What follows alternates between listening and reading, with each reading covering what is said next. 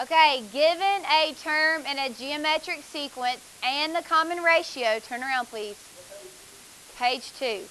Find the first 5 terms, the explicit formula, and the recursive formula. So they want us to do 3 things here.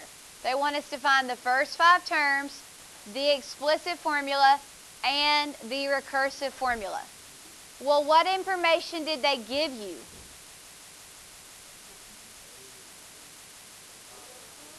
They gave us a sub 4, so the 4th term of the sequence, and they also gave us the common ratio. What? Oh, no, I'm talking about here. They gave us a sub 4, which is the 4th term, and they gave us the R, the constant ratio. And isn't that the number you multiply by every time?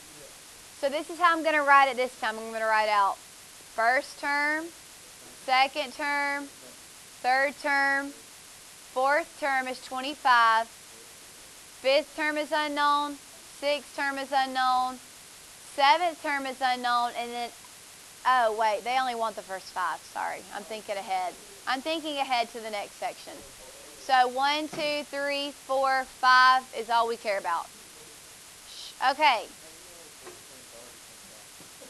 I know the 4th term is 25 because they told me. It says a sub 4, which means the 4th term is 25. Now, if the 4th term is 25 and the constant ratio is -5, how do we get to the 5th term? Right, you just multiply 25 by that -5, and so your 5th term is -125.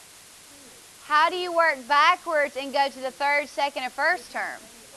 Divide, because you're going down, you're going backwards. So what's 25 divided by -5? -5. What's -5 divided by -5?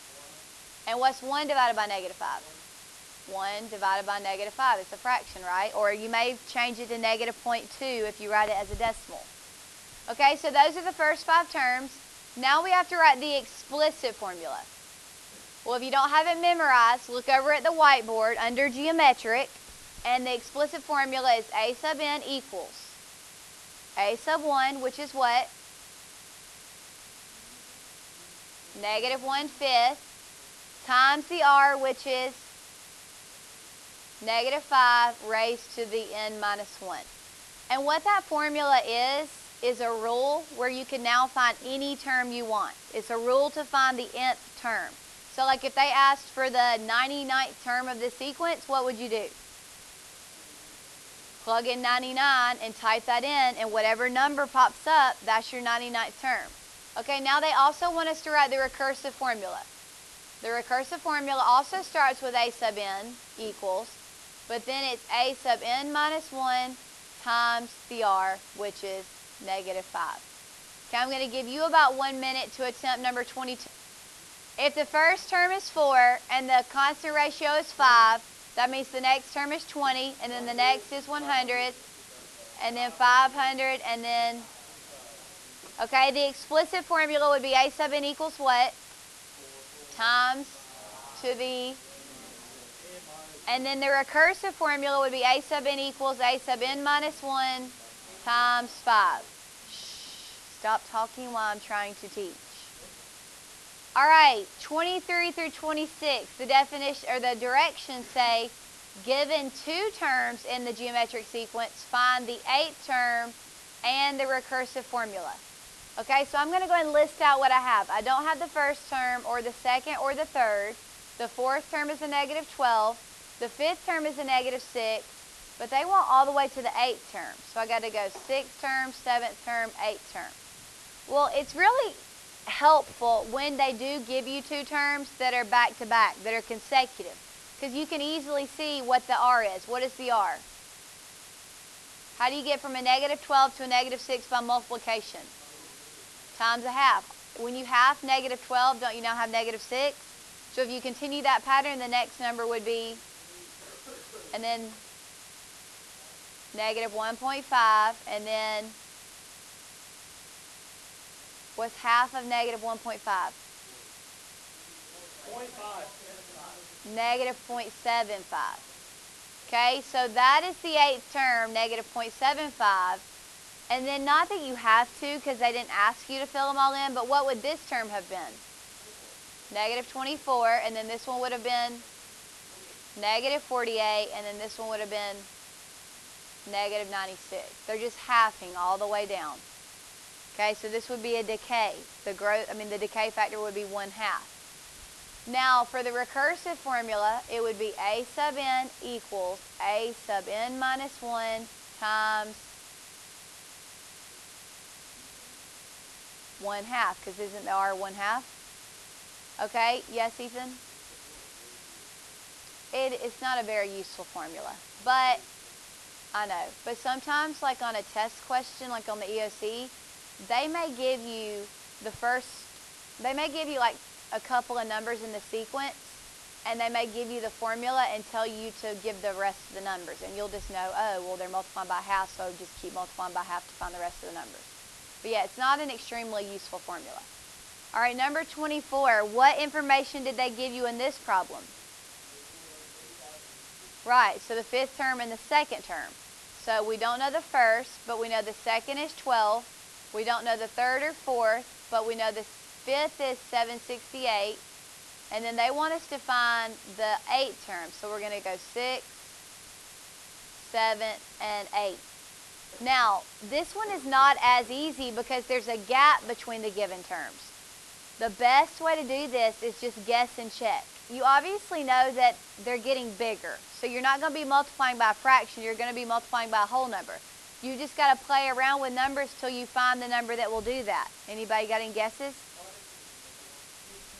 Right. The number is 4 because 12 times 4 is 48 times 4 is, and is 192 times 4 going to give you that? So it is times 4. So when we write your recursive formula, it's just a sub n equals a sub n minus 1 times 4. Now to fill in the rest so that we can find the eighth term, you just continue multiplying by 4. So what's 768 times 4? And what is that times 4? And what is 12,288 times 4? Okay, and not that they asked for it, but how would you have found the first term? Divided by 4, which would have taken you down to a 3. Okay, now you attempt 25 and 26. Okay, they're multiplying by 4, so that means this would be a negative 8, then a negative 32, then a negative 128, then a negative 512, then a negative 2048, then negative 8,192, and then negative 32,768 is the eighth term. That's the one they cared about. For number 26, they didn't give us the first term or the second term, but they gave us the third term. They didn't give us the fourth term, but they gave us the fifth term. And then we also need the 6th, 7th, and 8th. What are they multiplying by every time? 6. So 108 times 6 is 648, and then 648 times 6 is 3,888. That times 6 is 23,328. That times 6 is 139,968. And then that times 6 is 839,808. So do you see now why geometric sequences curve? Because see how they start jumping bigger and bigger fast? And so that's what causes that curve to occur. Now to go backwards and get these two terms, you would do what? Divide by 6. So this was a 18 and this was a 3. Okay, now turn in your packets to page 6. Turn to page 6.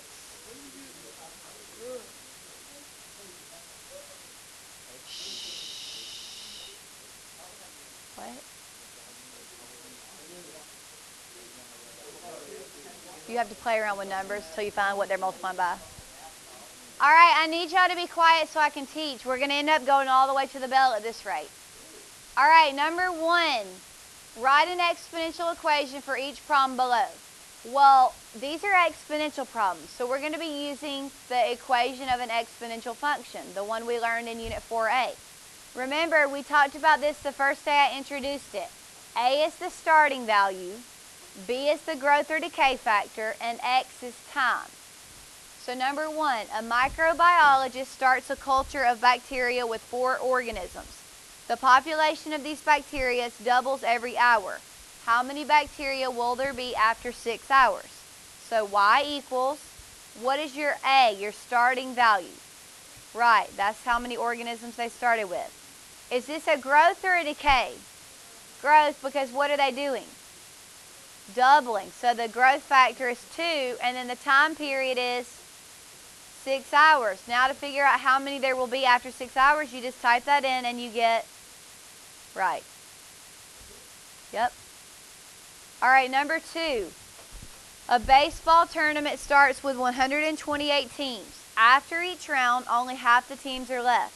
How many teams are left after 5 rounds? So Y equals 128 is the starting amount of teams times 1/2, because they're playing a tournament, so teams are getting knocked out. It's decreasing.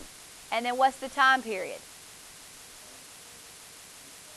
5 rounds. And then you just type that in and it'll tell you how many teams will be left after 5 rounds are played. How many teams are left? 4. And look guys, that makes sense. If I write out 128 teams, after round 1, how many teams are left? If you're halving them, yeah, guys. 64. After round 2, how many teams are left? After that round, how many teams are left?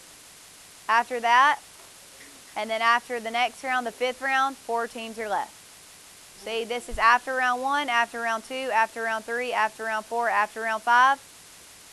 So after round 6, there will be 2 teams left, and after round 7, that's when you will have your winner. Round 7 is basically the championship game. All right, number 3. On a farm, the farmer has decided to raise bunnies. He starts with 6, and he is told the population will triple every year. How many bunnies will he have after 5 years? So Y equals, what is the A value? What is the B? Right, it's tripling. How many years? So how many bunnies will there be after 5 years? Right, they sell them. People buy bunnies. Number 4, on another farm, the farmer has decided to raise bunnies. He starts with 4, but he's told the population will quadruple. How many bunnies will he have after 5 years? He starts with 4, they're quadrupling after 5 years. So how many will he have after those 5 years? Right.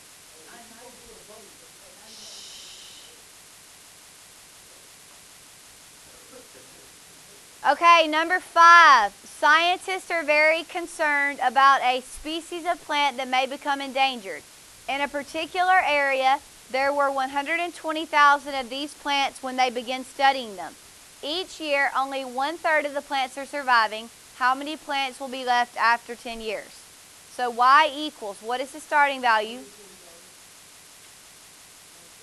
And then times 1/3, so it's a decay to the 10th power.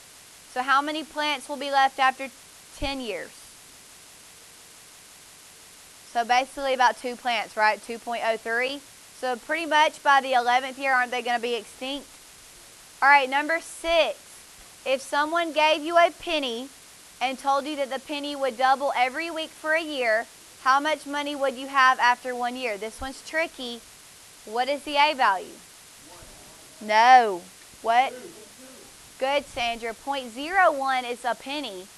0.1 is a dime, and 1 is a dollar.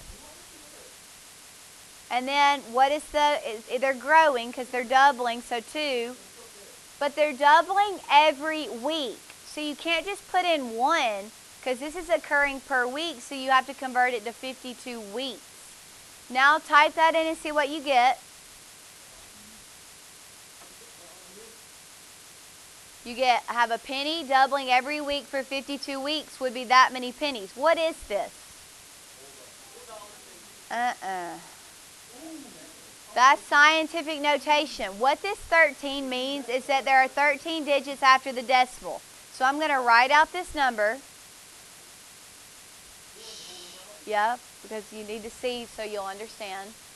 4, 5, 0, 3, 5, 9, 9, 6, 2, 7. But then that was only 1, 2, 3, 4, 5, 6, 7, 8, 9 numbers after the decimal. We need 10, 11, 12, 13. So now I'm going to put commas every 3 numbers. This is 45 trillion, 35 billion, 996,270,000 pennies. How would you convert that to dollars? By 100, because there's 100 pennies in a dollar. So in dollars, that would be 450 billion, 359,962,700 dollars. Y'all don't realize though, that sounds easy to double a penny every week, but it's not, because at some point it's going to get big and you're going to have to double that every week, and you don't have enough money to do that. Okay, we are not done. We have 2 problems left. Turn to page 4. I skipped them to see if we were going to have enough time, and we do. Number 5. Number 5. Find the first 5 terms of the geometric sequence defined as follows. Now, this looks different than anything I've shown you so far, but you still should be able to make something of it. Even though the formula looks strange, what information do they give you? Okay, and that's the first term, right? And they want you to find the first 5. So that means we need to find a sub 2, a sub 3, a sub 4, and a sub 5. Well, to be able to do that, what do you have to know? The r. Where do you think the r is? Isn't the r always being multiplied by the first term? So we multiply by negative 1/3 every time. So 48 times negative 1/3 is negative 16. Negative 16 times 1/3, or negative 1/3 would be a positive 16 over 3, or you may change it to a decimal. 16 over 3 times negative 1/3 would be a negative 16 over 9, because the negative 1 and the 16 make a negative 16. The 3 times the 3 makes a 9. And so what would a sub 5 be? 27. It's negative 1 times negative 16, which is positive 16, and a 3 times a 9 is 27. All right, last one, number 6. A sub 1 equals 36, and what are you multiplying by each time? 1.5. So that means a sub 2 is whatever 36 times 1.5 is, which is, and then a sub 3 is 81. A sub 4 is 121.5, right? Is that what y'all got? 81 times 1.5. Okay, and then that times 1.5 is 182.25. Okay, we are done. You may switch out. Tomorrow we will continue word problems.